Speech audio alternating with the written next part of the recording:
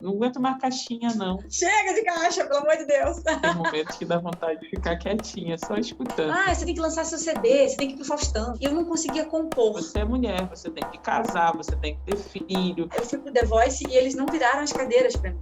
E hoje eu entendo claramente porque não era eu. Somos mulheres. Somos mulheres. Somos mulheres. Somos mulheres. Somos mulheres. Somos mulheres. Somos mulheres. Somos rio, somos rito, somos riso, Somos caminho. somos sorte, somos vida, somos morte. Rito de passagem. Companhia para as travessias da alma.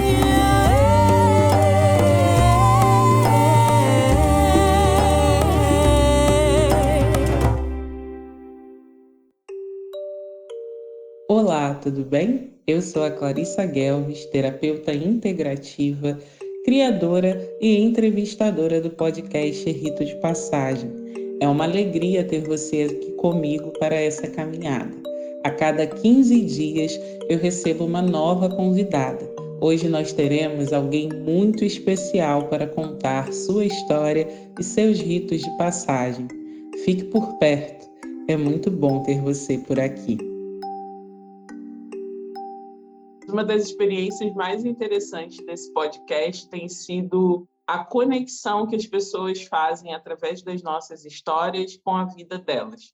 E aí, as nossas ouvintes, sempre quis falar isso, porque, ouvintes, uma coisa tão rádio, tão antiga, tão vintage. As nossas ouvintes, elas vêm e escrevem: nossa, eu ouvi sua história, eu ouvi você falando da perda gestacional, ouvi a Rebeca falando da viagem dela.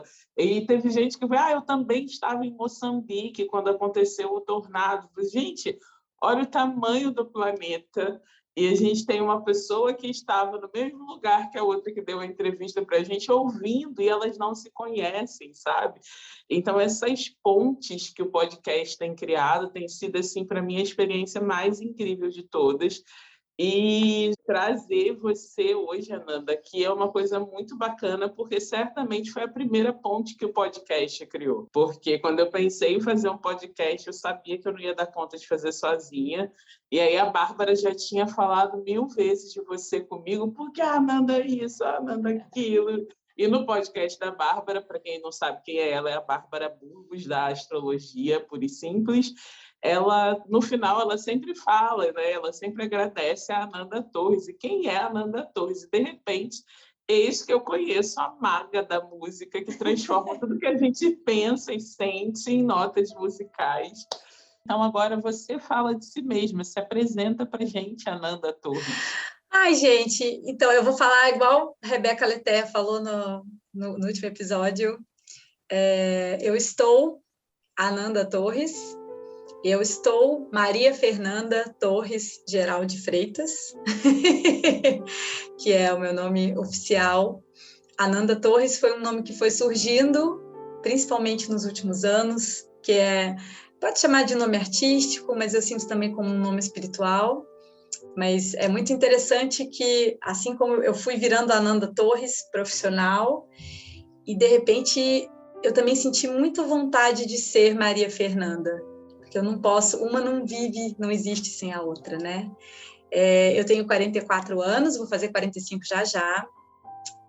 Sou taurina de ascendente em touro e sou musicista, sou cantora, pianista, arranjadora, produtora, apaixonada pelo som que vem da alma da gente e apaixonada por essa energia que a música tem, que eu estou aprendendo cada vez mais a não entender, mas a viver com ela. Enfim, acho que é isso, Clarissa. Ai, é difícil a gente se apresentar, né? Bem-vinda, Ananda. E isso é uma tarefa da vida inteira, porque cada dia a gente é uma e única, né? Então, saber quem a gente está nesse momento é todo dia a gente vai lá e faz assim: quem é essa que chegou aqui agora? Eu me percebo hoje como uma pessoa que eu sou fruto de muitos medos. sabe, Clarissa? É impressionante, assim, como hoje eu tenho mais consciência disso e eu percebi que a chave para eu sair dessas bolhas de medo, assim, que eu vivi a vida toda, é prática mesmo, é ir devagarinho, ir furando devagarinho, ir percebendo que o medo tá ali, falando, beleza, cara? Você tá aí? Beleza, eu tô aqui também, vamos juntos, então. Ontem mesmo eu tava fazendo uma prática de yoga, e aí no momento que eu tava bem conectada, assim, que eu tava bem silenciada, que é difícil, porque a minha cabeça é um furacão, me veio essa consciência. Eu tenho muita dificuldade de me alongar, de me esticar, eu tenho medo de crescer, sabe? Medo de ser grande em todos os sentidos, assim. Eu tenho um problema de postura, de ter o ombro curvado, e eu sei que é muito psicológico, porque é muito louco, quando eu tô num palco, no meio de um show, se você olhar um vídeo meu, você nunca vai me ver corcunda, sabe? Ou quando eu tô correndo, que eu amo correr, quando eu tô correndo, a minha postura fica certinha, e quando eu faço exames de coluna, eu não tenho nenhum problema de coluna, sabe? É totalmente medo. É muito bacana você falar isso, Ananda, porque, primeiro ponto, né? Medo é uma emoção básica. E quando a gente pensa em temperatura, o medo está muito associado ao frio, no sentido de que a gente se encolhe quando a gente sente frio, porque está faltando aquele calor. Porque quando você está grande, quando você cresce, você sente essa energia passando pelo seu corpo todo e isso te expande, o calor expande, né? Isso que o calor faz. Mas tem algo muito precioso no medo, porque como ele é uma emoção básica, ele vai nos acompanhar a vida inteira. Aprender a lidar com ele, porque eu escuto muitas pessoas falando assim, eu quero eliminar o medo da minha vida. Meu bem, se você elimina o medo, você deixa de ser tão cuidadosa contigo, porque o medo, ele é essa parcela que está ali para dizer, observa melhor, realmente dá tempo de atravessar? Se cuida aqui. Então, tem um processo que é sobre o medo, que é de um lugar muito importante para a gente. O problema é quando ele vai se tornando, com qualquer emoção, esse é o problema. Quando a emoção se torna crônica. E as emoções, elas são fluidas. Não é para a gente ficar sentindo só uma coisa. Existem trocentas possibilidades de emoção, mas quando a gente sente uma coisa só, eu falo até para os meus clientes em muitos atendimentos, deixa o medo descansar um pouquinho, vamos tentar com outra emoção agora, que outra emoção pode vir para cá? Então, para quem está aqui ouvindo a gente, para você que está dizendo isso, se o medo está sempre aí, imagina uma forma mesmo para o medo, coloca ele do seu ladinho e fala assim, descansa, meu amigo. Deixa eu pegar outra emoção aqui no meu guarda-roupa para vestir hoje e sentir como é que eu vou com ela, né? E eu tive uma experiência que foi tão bonita trazendo isso, né? Uma pessoa trouxe, quando eu pedi para ela fazer essa visualização, primeiro, o medo era esse grande monstro, e no final do processo ela olhava o medo como aquele macaquinho do pirata, que está assim, vai para um lado, para o outro, mas é pequeno, ele está ali, mas não é maior do que eu. Os nossos medos, eles são parte de nós, mas eles não nos definem também. Eles são uma pequena parcela. Quando eles ficam grandes demais, é que a gente precisa ir para esses lugares, a yoga, o correr, fazer terapia, para a gente aprender a espichar, né? Porque é uma sociedade que é tão cruel em suas muitas estruturas que a gente tem medo do sucesso, a gente tem medo de ser feliz, a gente tem medo... Não é medo da coisa difícil, porque a coisa difícil a gente lida com ela todo dia. A gente está com medo do que é bom, né? E isso é muito desafiador, de fato. E, gente, assim, passem pela experiência de contar uma história para a Ananda e deixem ela transformar isso em música, porque... Nossa, sabe? Assim, ela é muito grande, ela é gigante quando ela faz isso. Isso foi uma coisa muito doida, assim, até faz parte da minha descoberta pessoal e da minha coisa de carreira mesmo, porque comecei a trabalhar com música com 16 anos, né? Então, sempre trabalhei com música em várias vertentes, música para publicidade, e aí... você não vai ter uma carreira, você não vai lançar um CD, eu sou daquela época que lançava CD, né? Então, você tem que lançar seu CD, você tem que ir pro Faustão. E aí eu falava, caramba, mas eu não tenho composições minhas, e eu não conseguia compor. Teve um período que uma amiga minha, ela fez um site de coisas personalizadas para casamentos, para datas especiais. O site, inclusive, se chama Data Especial. Ela fazia tudo o que você quisesse personalizado, desde lembrancinha de maternidade até um poema, um quadro, enfim. E aí ela me deu essa ideia, ela falou, você não quer fazer umas músicas personalizadas? E a gente começou a brincar isso aí, a gente tinha um questionário, geralmente eram casais de noivos, a maioria dos casos, assim, né? E eles preenchiam aquele questionário, a gente batia um papo, e eu comecei a compor como uma trilha de uma história. E eu percebi que o meu processo criativo, ele acontece justamente inspirado por uma história, inspirado por uma pessoa que me toca, por coisas reais, assim. Era muito louco, porque eu recebia o negócio, a música vinha assim, ó, era igual fax, eu também sou do tempo do fax. Estamos Esse podcast hoje. está dedicado à galera dos 80 para baixo, Lá atrás. Antes dos 80. Eu fui entendendo que... Por isso, hoje eu me sinto muito mais... Porque eles falam assim, você é mais intérprete ou compositora? E existe até muito esse preconceito dentro da música.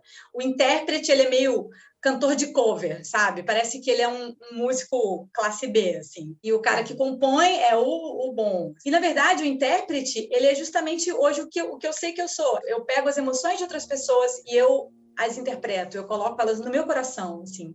Então, eu crio em cima da música de outra pessoa, eu crio em cima da história de outras pessoas. E, para mim, é um processo mágico, assim, que é como se eu vivenciasse aqueles sentimentos, sabe? Eu acabei musicando histórias de amor lindas, assim, homenagens de pais para filhos, de neto para avó. E hoje é o que eu mais amo fazer, assim, qualquer coisa. Me manda um trecho de texto para eu musicar, me conta uma história, me fala de um sentimento, ou coisas que eu vivi também. Algumas das minhas músicas são sobre histórias que eu vivi, que o fato de eu ter colocado em música foi maravilhoso, porque me ajuda a lembrar daquela emoção que eu vivi. Eu fiz uma música de uma história de amor que durou dias, assim. Foi aquele amor, tipo, meu Deus! Ai! Mas não tinha muito futuro e acabou super rápido. Mas eu falei, ai, caramba, daqui a uns anos eu não vou conseguir lembrar de tudo isso que eu senti.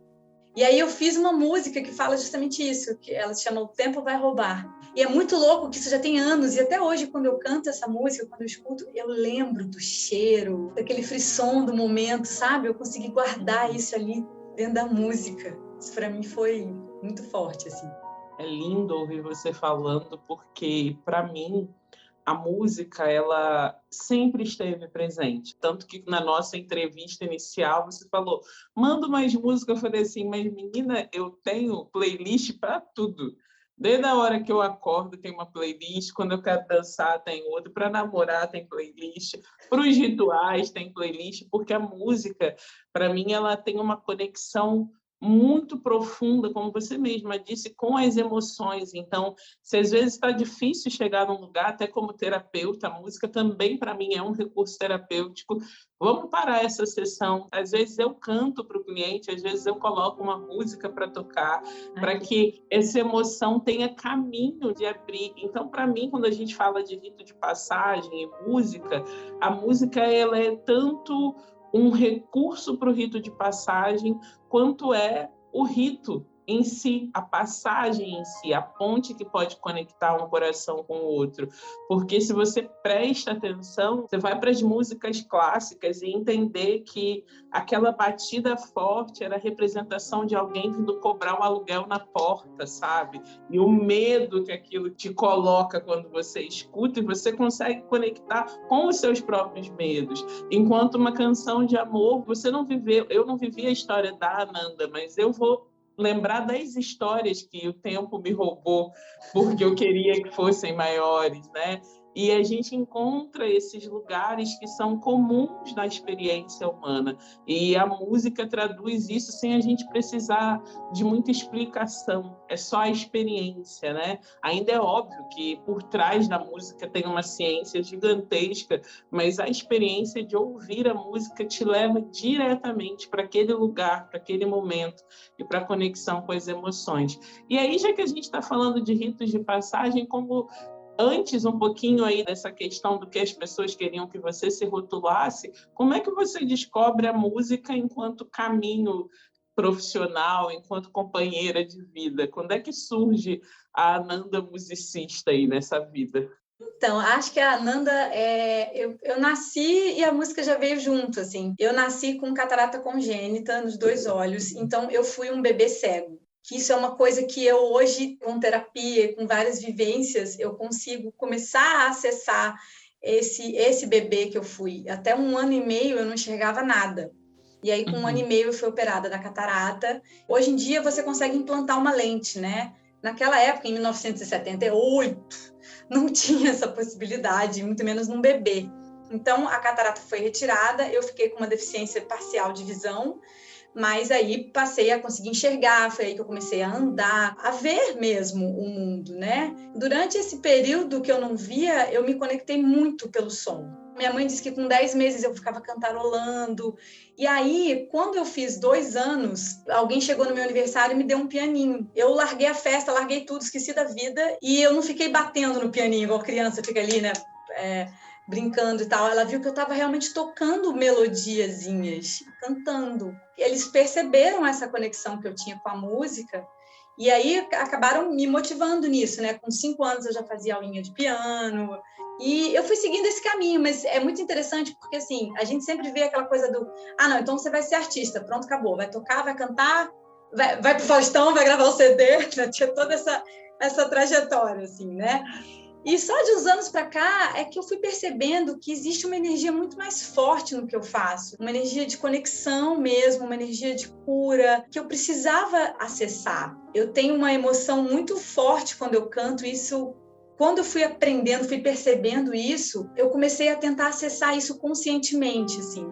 Porque começou a acontecer assim, em momentos. Eu chegava num palco, ia cantar, e quando eu olhava, as pessoas estavam todas chorando, estarrecidas. Eu falava, cara, o que está acontecendo? E eu sentia que aquilo tinha sido um negócio muito forte. Quando eu ia olhar vídeos, eu falava, cara, quem é essa pessoa? Assim, parecia que era outra pessoa, que não era eu. E aí eu comecei a tentar encontrar esse caminho, né? O que a música estava querendo de mim. Ao invés de eu ser a artista, eu ter uma carreira, sabe aquela coisa? Eu ser o protagonista dessa história, eu entender o meu serviço, o que eu precisava servir à música. Isso tem sido maravilhoso, porque assim, hoje com os trabalhos que eu faço, com essa conexão que eu sempre busco, quando eu estou cantando, quando eu estou tocando, eu vejo que as pessoas me mandam recados e ninguém fala assim, você canta lindo, você tem que ir pro The Voice, sei lá, você tem que ir pro Faustão, enfim.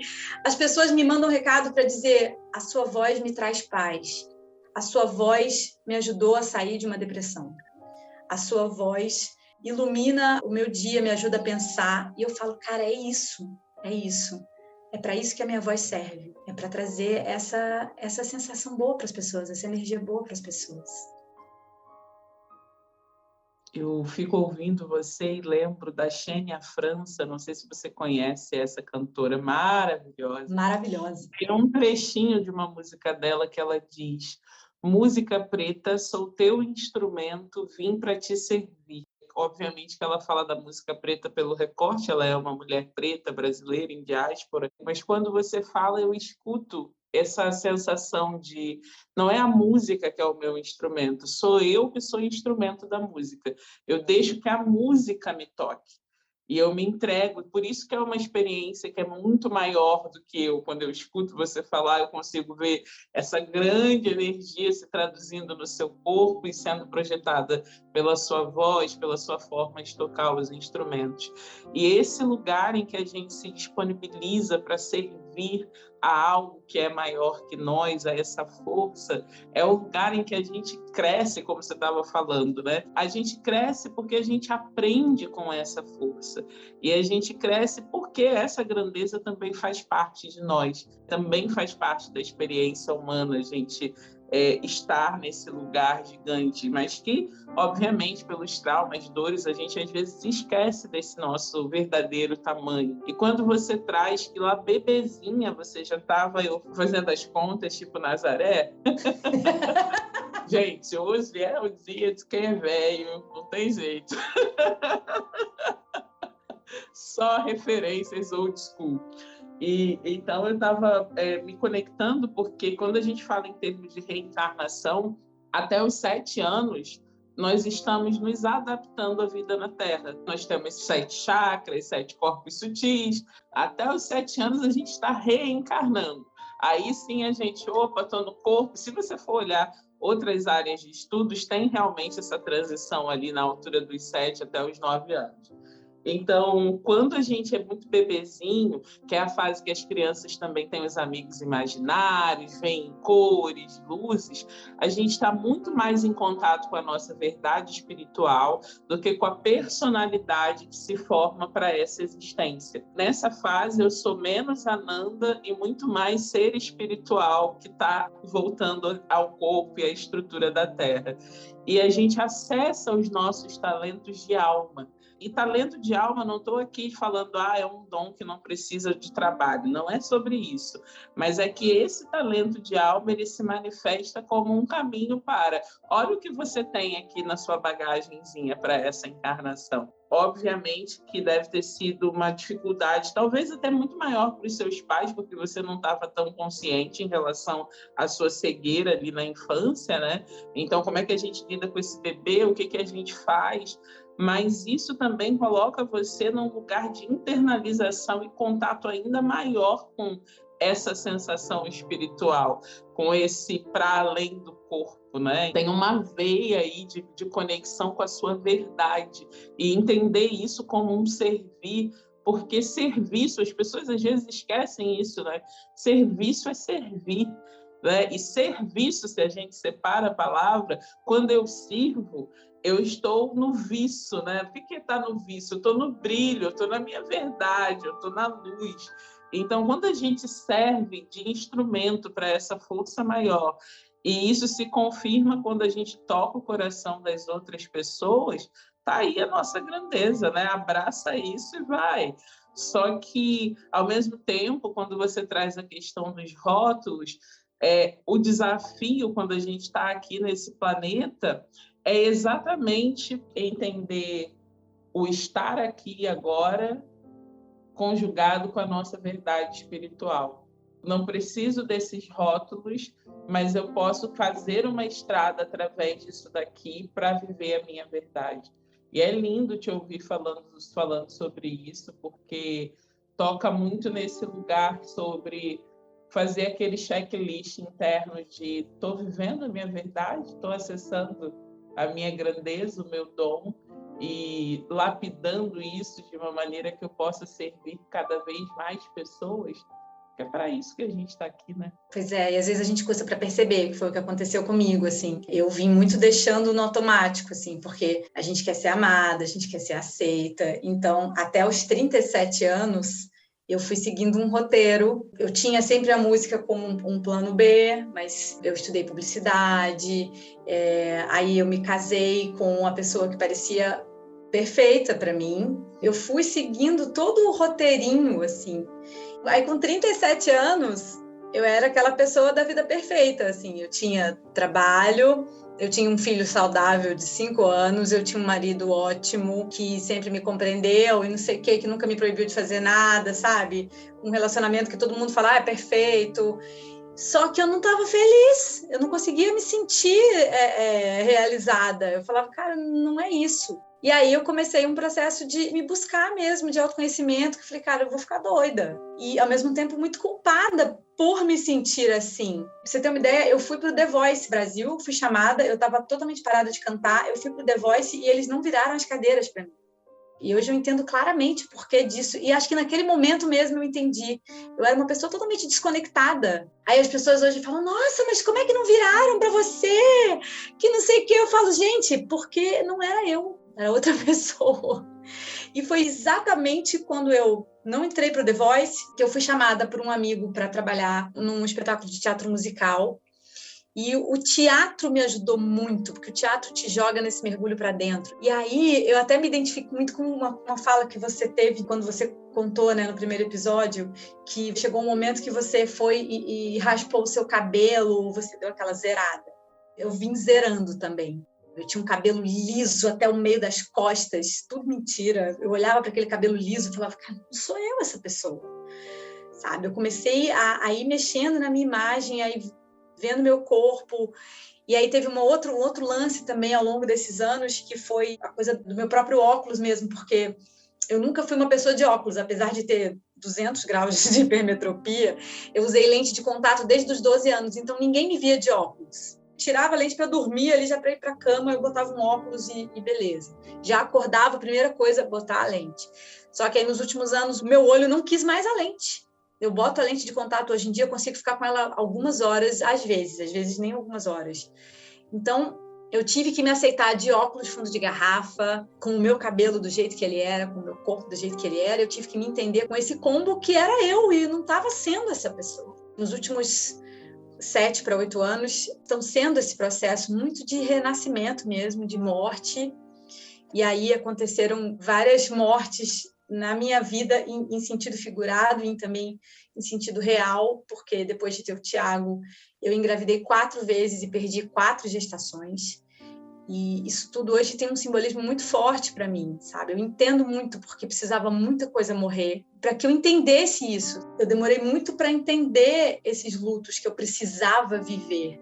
Tanto os lutos figurados, daquela Ananda de mentira que precisava me deixar ser, quanto os meus lutos reais pela perda desses filhos. Eu não chorei, sabe? Eu não sofri por essas mortes. Eu tinha que ter sofrido, porque era a partir delas que eu ia conseguir renascer. Que foi outra coisa linda que você falou também quando você teve a sua perda, que você percebeu isso. Foi naquela força da sua tristeza ali que você conseguiu encontrar o caminho para ir para frente, né? Para seguir. E eu não me permiti fazer esse processo. E hoje eu sinto que eu estou começando a renascer. Aí o cabelo zerou de novo, estou de cabelo curtinho, vocês que estão ouvindo não estão vendo, mas enfim, eu tenho passado por vários momentos, vários presentes que eu sinto que eu ganho da terra, da natureza, dos elementos, de Deus, para me receber no mundo como eu sou, dessa vez, de verdade, sabe? Esse processo de você receber o não, e depois receber mais 4 vezes o não. É o não no The Voice, é o não nas gestações.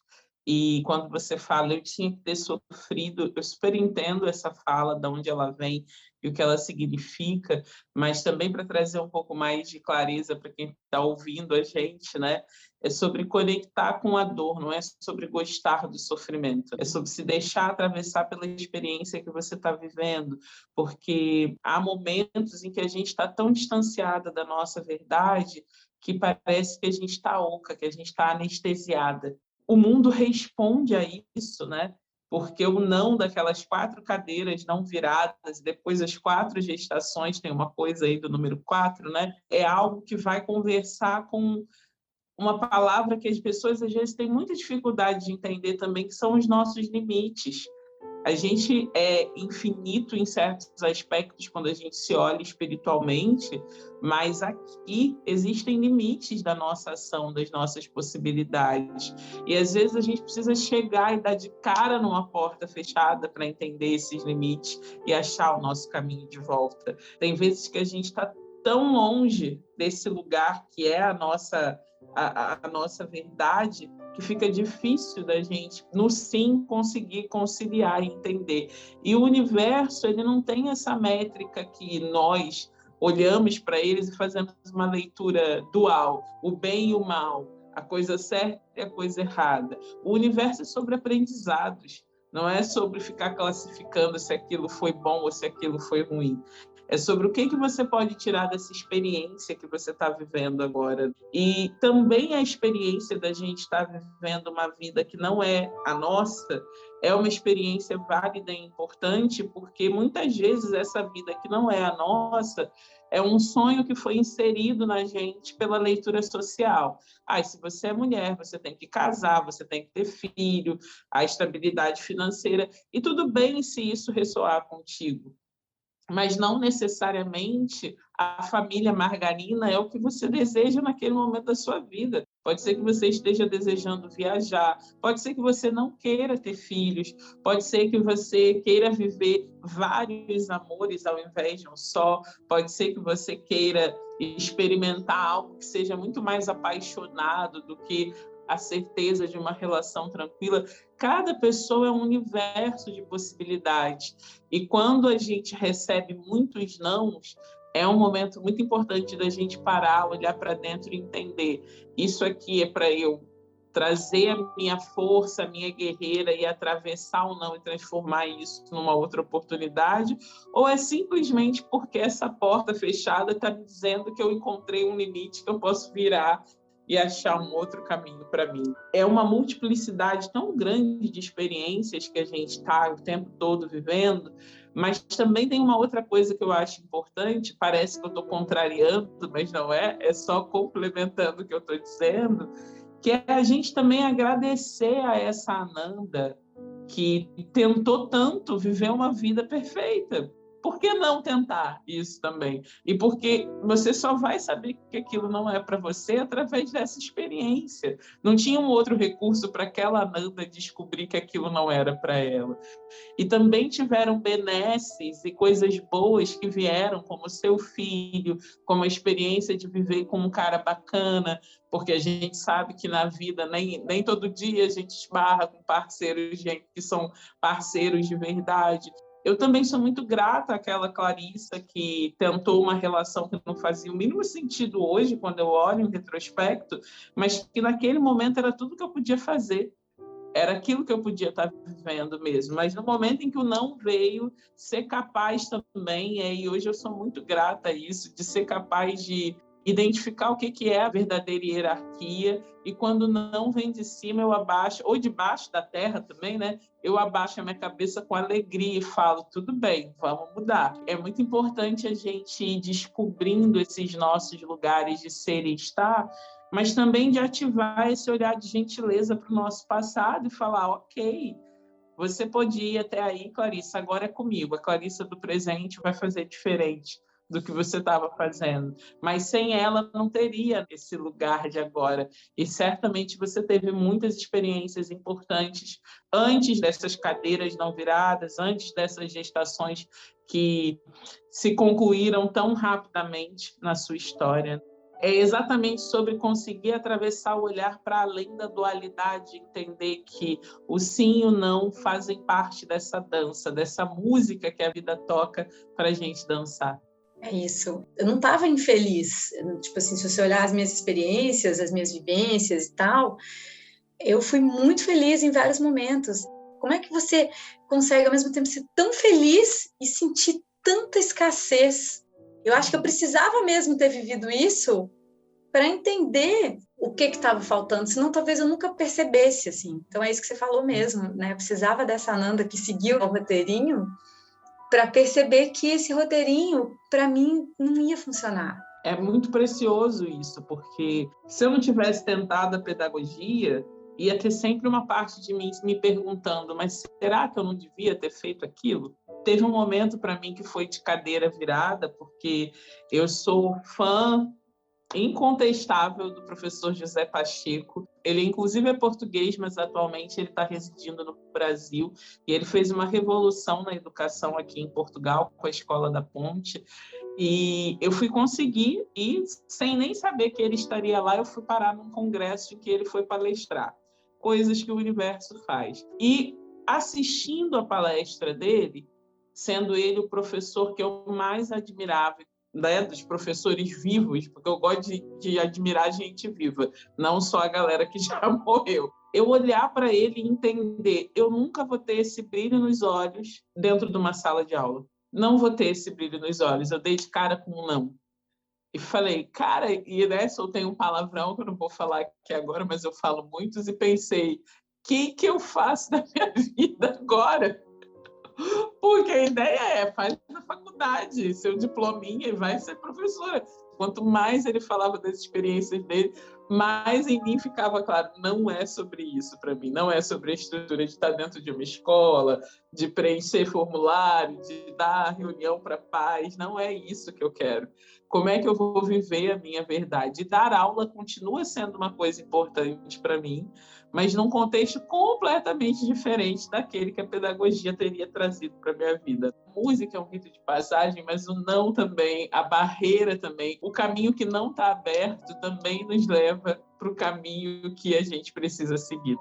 Eu percebo isso, que eu tenho, às vezes, muita dificuldade de saber o que eu quero, de saber o que eu preciso fazer, Mas o não me ajuda muito a perceber por onde eu não devo ir. Então, já que eu não sei para onde que eu vou, deixa eu prestar atenção nas portas que estão fechadas aí, porque quando eu vejo que eu estou empurrando demais, é porque não é ali. Se eu estou ali batendo a cabeça na parede, eu hoje presto atenção nisso. Essa ideia de que você consegue tudo, você faz tudo, você dá conta, é só mais uma forma de nos aprisionar, porque a gente não vai dar conta, a gente não vai conseguir, a gente vai se cansar e está tudo bem, né? E a gente entender isso, que o destino do outro não é sobre o nosso, e o nosso não é sobre o outro também, porque a gente não tem que achar que o meu jeito de fazer é muito mais legal que o seu, e você deveria fazer a mesma coisa que eu. É muito bacana. O Alexandre Coimbra Amaral, que é meu professor, ele diz que mais do que respeitar as diferenças, eu quero viver numa sociedade que celebra as diferenças. Eu quero celebrar o fato da Ananda ter nascido com esse processo em relação à cegueira, hoje conseguir enxergar e utilizar seu óculos fundo de garrafa, está tudo bem. Eu quero celebrar a voz da Ananda, que cresce quando ela está fazendo algo que ela acredita, mas que também que esvazia quando ela não está no lugar verdadeiro dela. E todas essas diferenças, elas mais do que suportadas, respeitadas, elas precisam ser celebradas. Esse é o ponto onde a gente consegue achar as nossas interseções e descobrir a preciosidade do universo que a outra pessoa é.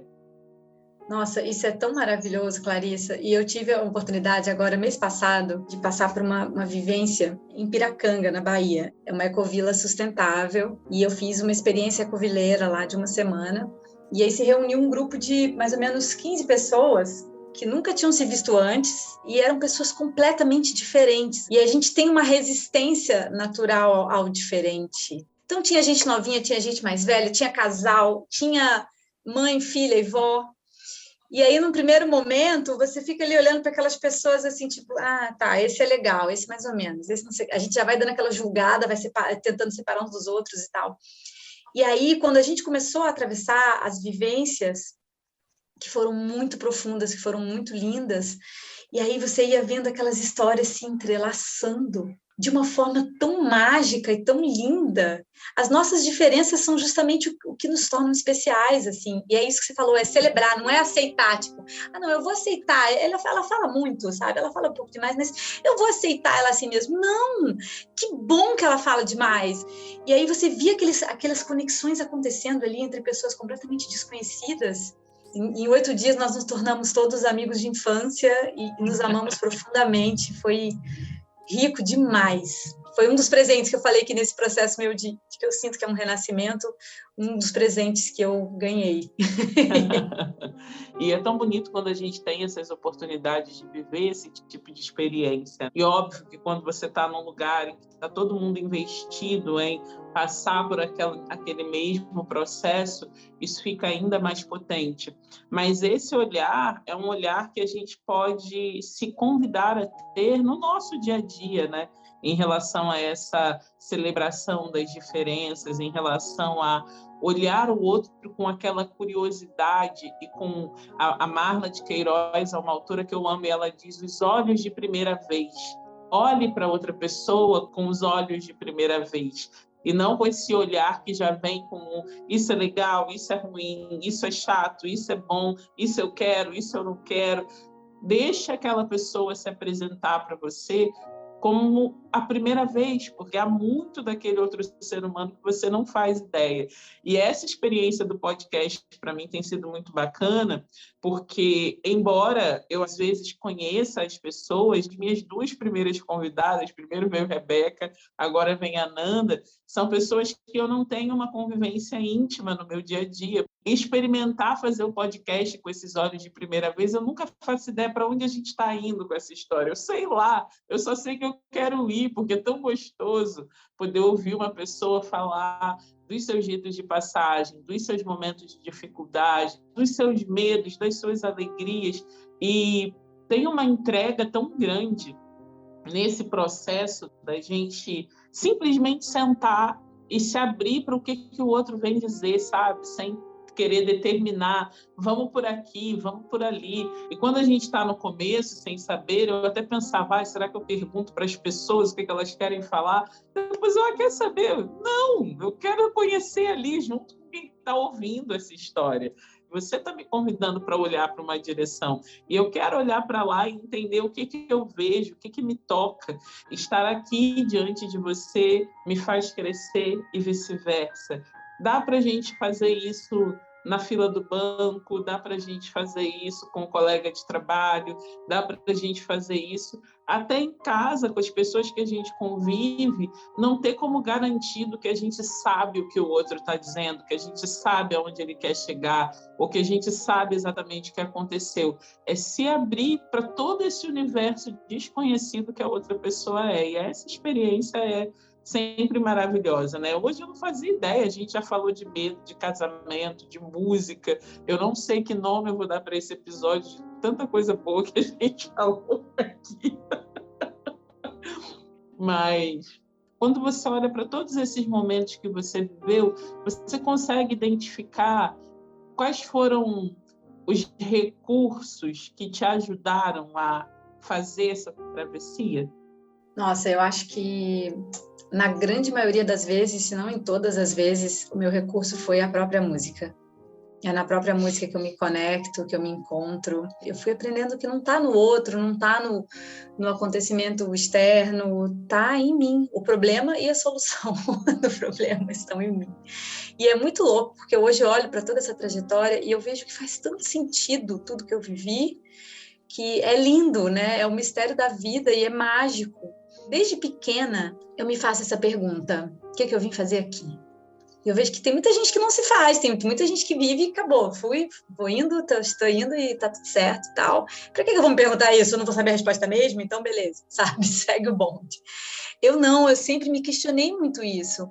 Quando eu olho para trás e vejo tudo que foi acontecendo, eu vejo que existe um caminho, e é um caminho lindo, um caminho que faz sentido para mim e que me deixa orgulhosa de mim. Não é uma existência em vão, isso é muito bem pesado dizer isso, mas assim, eu sinto que eu estou trilhando alguma coisa. Não é fácil. Eu tinha certeza desde que eu era pequena, assim, de que eu não tinha vindo no mundo a passeio. Eu tinha vindo para trabalhar muito. Trabalho interno, trabalhar mesmo. E hoje eu entendo isso, que eu estou trabalhando muito e que não está sendo à toa, não está sendo em vão.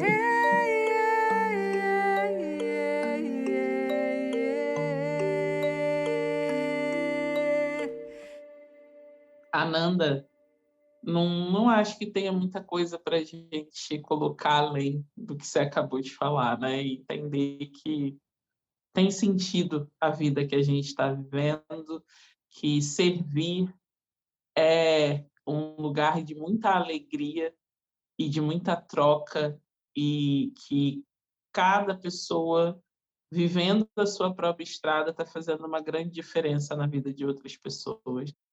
Minha querida, muito obrigada pela tua presença aqui.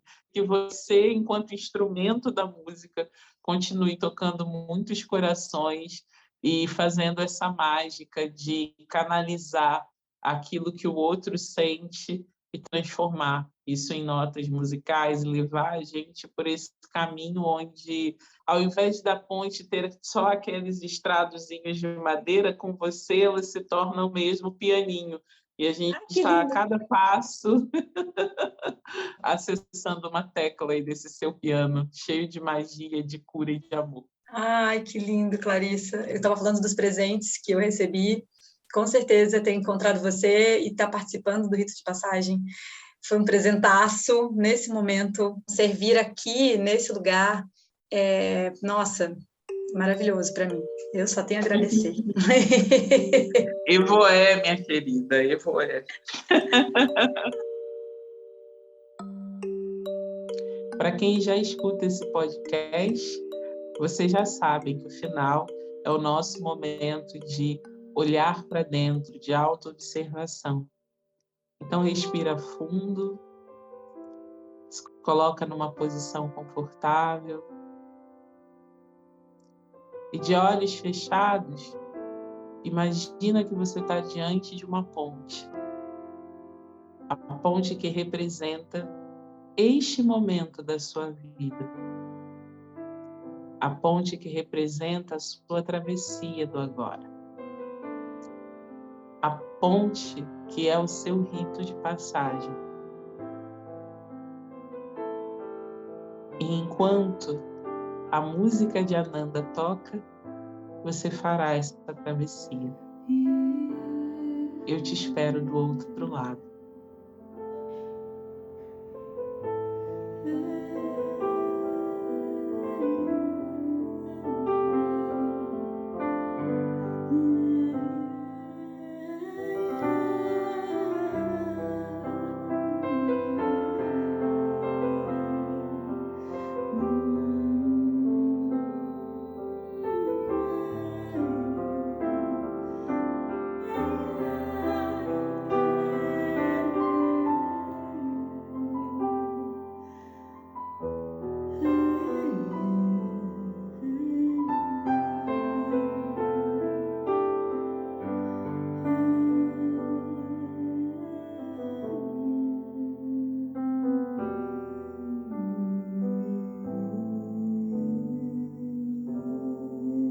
Seja bem-vinda.